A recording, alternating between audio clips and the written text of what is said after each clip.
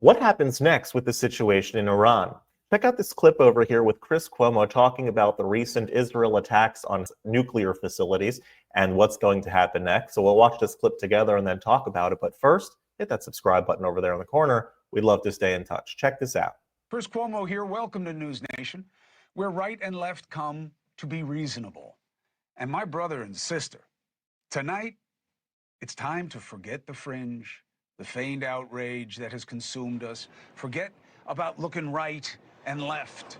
Eyes forward, because there is a threat to all of us, and it's right now, right here. Israel is taking incoming explosives.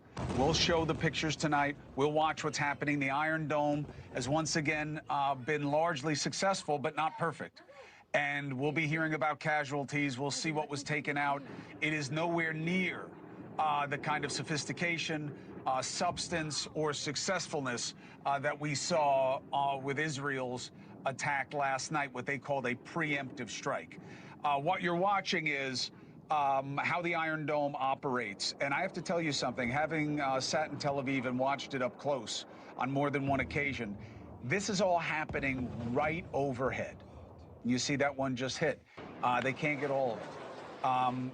This is a scary night in Tel Aviv. Now, the reaction for some to say, well, this is what they get. They asked for it. Don't forget who the other party is in this, okay? You know the expression, check yourself before you wreck yourself? The idea of any kind of acknowledgement or any kind of half-stepping when it comes to Iran is crazy. Look, we'll talk about the timing, the tactics, the what, if any, plan there is involving the U.S. or what happens next. But we've already seen in the reaction here at home, we're already in danger. Just watch the reaction to the attack on this horrible Islamist regime, and you see the problem. I'm not calling for war. America doesn't have an appetite for it. I don't know that there's a victory that can come in it, frankly, unless you want to occupy and overthrow. And I don't think that's where the president's head is. Certainly hasn't been in the past. It's not what this is about. It's not about wanting war. It's about recognizing the reality of who these people are. This regime, not the Iranian people. Condemning Israel's attacks, fine. But what would be better? Calling Israel the reckless and genocidal regime? How?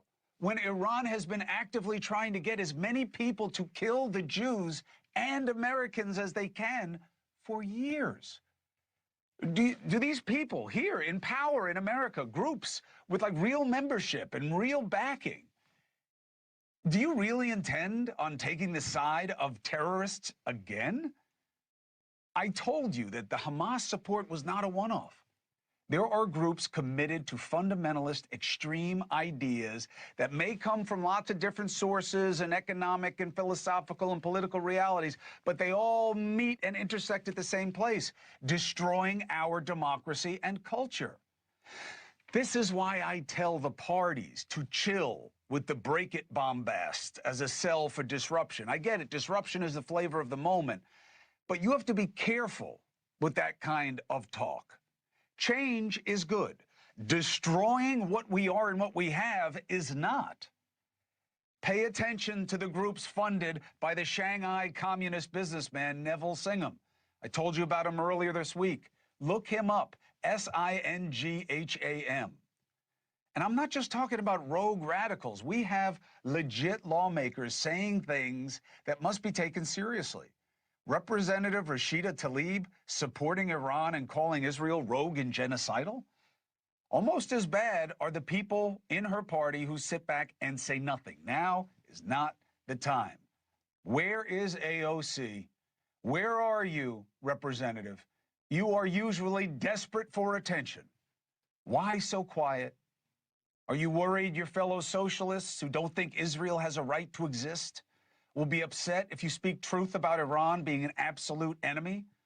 If you're a feminist, how do you not decry the fact that Iran would jail you for how you speak, for how you dress, that they would slaughter your LGBTQ plus constituents? Now is not the time for silence or acquiescence, nor certainly any perverse obeisance to a terror organization again. Even Senator Bernie Sanders, I'm surprised, calling Israel's attack illegal, says it hurts negotiations. What negotiations?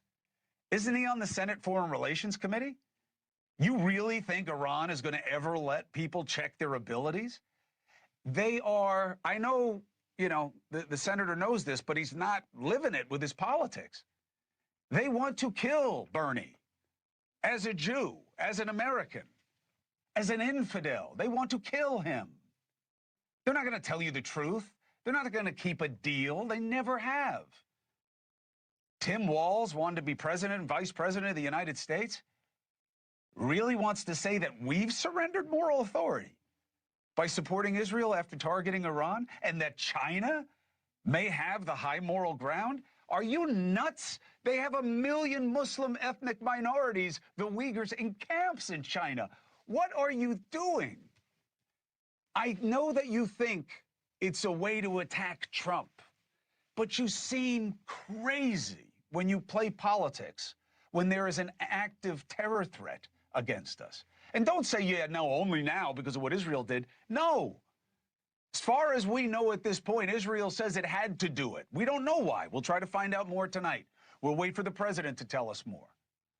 But we already know what matters. Iran has done terrible things to us. One of their agents is sitting in a U.S. prison right now for trying to kill Trump. They tried to interfere in our elections. They launched ballistic missile attacks against our troops in the Middle East. They seized our naval boat. You want to support something in Iran? Good. Support revolution. Don't support the despotic regime. Support the people who are desperate and who are oppressed and subjugated. Rally for them to fight for their freedom against a toxic Islamist horde that has committed countless human rights abuses against their own people. Call for that. I'm not saying America should go to war. It's not my place to make that case. It's my place to test that case. But you remember Mahsa Amini, the 22-year-old woman who was arrested, beaten, tortured, and murdered by the Iranian morality police? Oxymorons of all oxymorons. Why? For not wearing a headscarf. This is why AOC and other women and advocates and allies should not be quiet about what this is.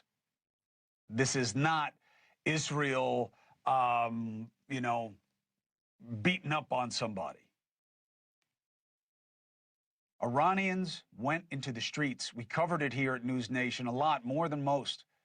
They protested, and the regime brutally clamped down. There is no freedom of speech. They executed several protesters. You know it's a crime to be gay in Iran, right? You know the punishment is flogging and execution. This is who you want to say is a victim of Israel. You know that when they first came in, this regime, they used children, some as young as 9, to run through minefields to clear the ground for their invading armies into Iraq. They said they were giving the kids keys to paradise because martyrdom brings you such blessings. This is not about God. This is about being psychotic, is what this kind of extreme Islamism is. This is a regime that spends countless dollars exporting terror across the Middle East and the globe, including backing Hamas, even though there's Sunni-Shia conflict, on October 7th. And that's who you want to say needs support. And for those on the right saying it's not our fight, I hear you. Again, I don't know that there's any will in America to put boots on the ground in the Middle East, even against an obvious enemy, because what's the upside? You can't kill an idea. It's very hard. You got to change it. And I think the president disagrees with you. I think that he does believe that we should be invested in this situation in a way some of you don't, even in his party. Yes, he said he didn't want Israel attacking Iran, but let's be honest. The president says a lot of things. And now we understand he may have been part of some, plan to allow cover for Israel to surprise Iran. We'll talk about it more tonight. And he's certainly supporting Israel now, going farther than Rubio and others did last night, claiming the U.S. was totally looped in on them. I don't know what happens next. I don't know what the plan is. I don't know if there is a plan. And I don't know if this latest phase makes things better or worse. But I know this. Iran is absolutely the head of the snake when it comes to Islamist terror targeting Americans. And anyone who doesn't get that is part of the problem. Yes, kudos to Chris Cuomo for hitting the nail on the head. Iran is an evil regime that has been at Israel's throat for 40 years now. Israel has been attacked twice by Iran directly in the past 2 years alone, had not really responded, has been attacked even more through its proxies, through Hamas, through Hezbollah, through the Houthis, all of which are funded by Iran. Iran is not just some innocent bystanding country that Israel just decided one day to up and attack.